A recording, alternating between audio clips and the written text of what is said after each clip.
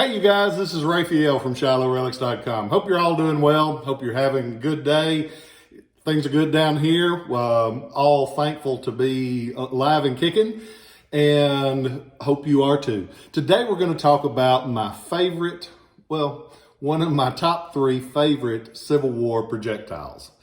This is a cannon shell for a rifled Civil War cannon. And it's the pattern known to collectors as an Archer, A-R-C-H-E-R. For years, these were credited to have been designed by Dr. Archer at the Bologna Foundry, the guy that owned the Bologna Foundry in Richmond, Virginia, that made cannons. There were actually 3 Dr. Archers, and he wasn't the one that designed it. It was actually done by Dr. Robert Archer, and he's the one that actually designed it, and he also designed a fuse.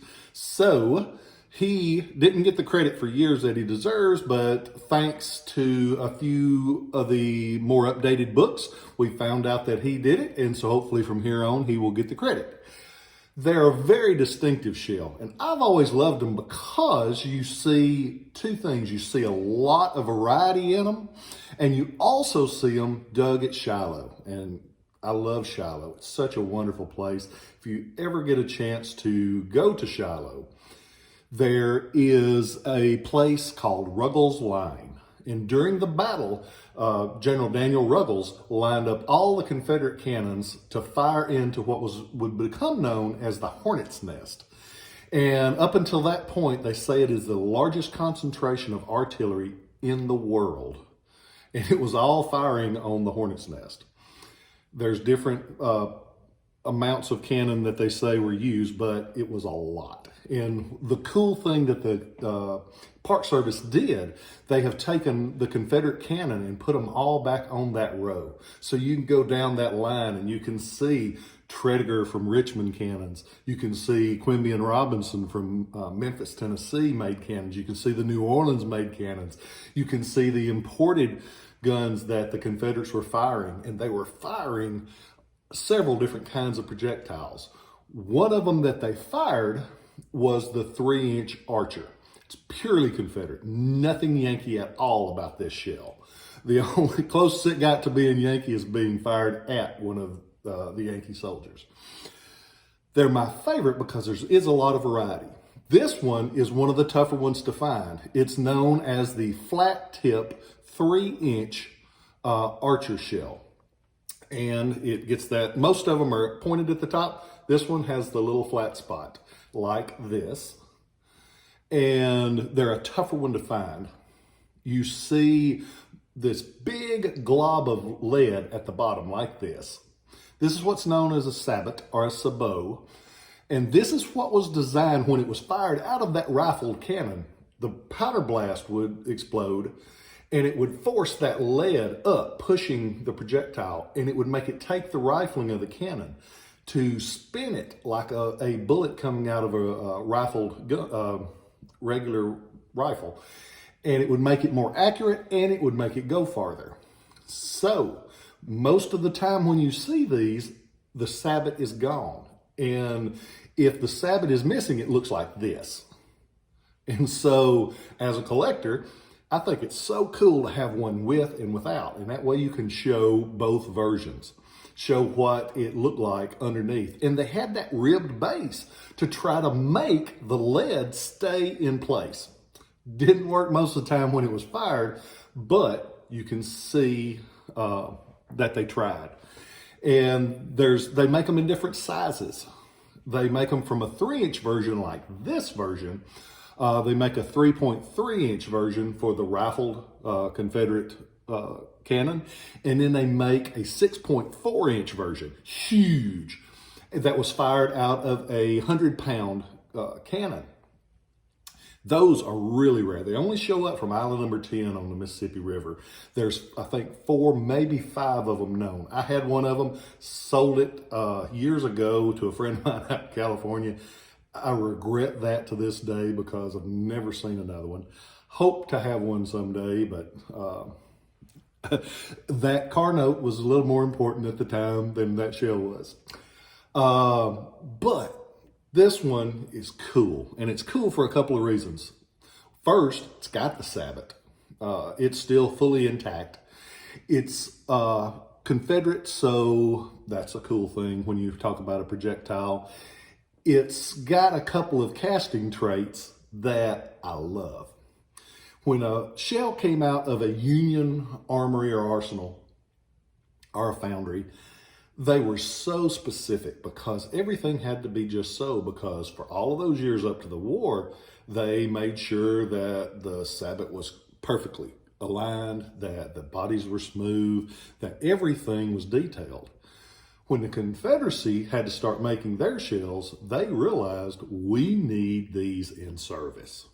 We would rather have something with a blemish in it that can attack the enemy than something that's perfect. This one shows the necessity that the Confederate artillery was having to face. You can see the mold seam. It's made out of cast iron. And when you mold it, sometimes you can see the line where they take the two pieces, join them together. See the mold seam on this one? Isn't that neat? And you can also see, look at this, that big casting flaw. And when I had one guy says, you should not call it a flaw.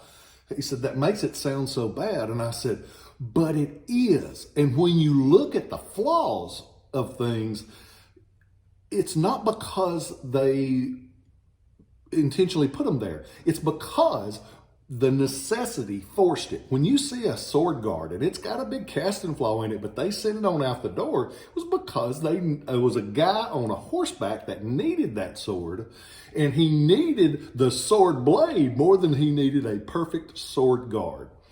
This might have affected the flight of it a little bit, but it was more important to get it in the field to fight the war that they deemed so necessary. There are two kinds of projectiles of archer. There's a shell, which has an open cavity that was designed to explode. Most of the archers you see are the solid shot projectiles like this. And they would have been used for battering emplacements, or they were for firing at something solid because it wouldn't explode. You had one shot to either hit your target, where if you shoot a shell, it explodes. You got a chance of doing more damage over a wider range. These you were actually trying to target with them.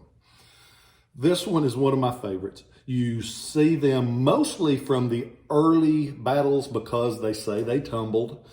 But this one is really, really pretty. It's either a battlefield pickup, meaning after the battle, somebody was cleaning up and picked it up and took it home, or it's a very, very early excavated piece because of the condition. You don't see this kind of condition very often on these shells. Because if it stayed in the ground for 150 years, it's going to be a lot more pitted and rusted, and that's what you expect. So this one is better than what you usually expect. So now you know why I like the archer shell, the Confederate archer shell. I say shell, that's a generic term. This one is a bolt. It's a solid shot bolt with the lead sabot.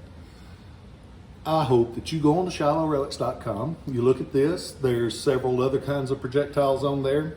I buy every artillery shell that I can get that's got a little future in it because I like them.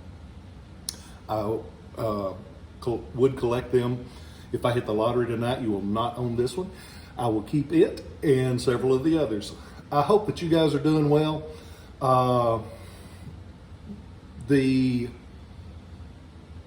people have been very nice to me this week. They have shown me kindness. I've had several people call and send emails saying thank you for your kindness in a crappy time.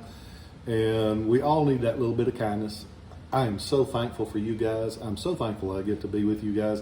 And I appreciate that you're not only watching these videos, you're being kind to others, you're spreading some history to your friends if you share these. I'm also thankful that you're being nice to each other, and you have helped me tremendously. I'm thankful for all the orders. You might watch this and go on there and not order this one because they are a little bit expensive, but you might order a bullet, you might order another kind of shell, and I appreciate that. If everybody says it's a small order, and I'm like, oh, no, it ain't a small order. It's a good order, and I thank you. I appreciate it. I tell them, I'll roll the pennies if you got enough of them. I ain't proud.